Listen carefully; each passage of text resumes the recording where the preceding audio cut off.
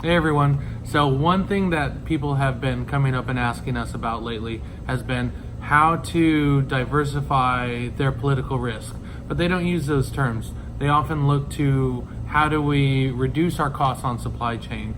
A lot of it's the same thing because if you're sourcing from China or you're manufacturing or you have your logistics chains coming through the region, the cost is increasing, and it's partly because of the tariffs, but also because of the high rising cost of labor in China. Now, Chinese GDP is expected to slow to a 6.2%, but that's 6.2% of over 1.5 billion people. It's crazy. The US has, 350 million people, give or take?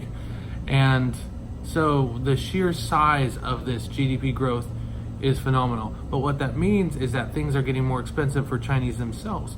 And they are starting to shift their chains down to Indonesia, Vietnam, Bangladesh, and the rest of Southeast and South Asia, even looking at the Philippines and the Asia Pacific. So if you're doing business in China and purely from a manufacturer play, I would encourage you to look at the other countries too.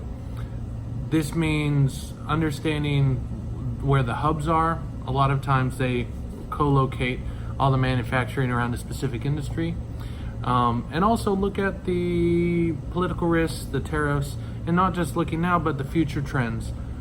And I think once you do, you'll start to see a different picture, and you'll probably start to see what Chinese manufacturers are seeing and Chinese companies that have already made the shift. And so when you're buying your stuff in China, a lot of times you may actually be buying secondhand stuff from their manufacturing plant in Southeast Asia.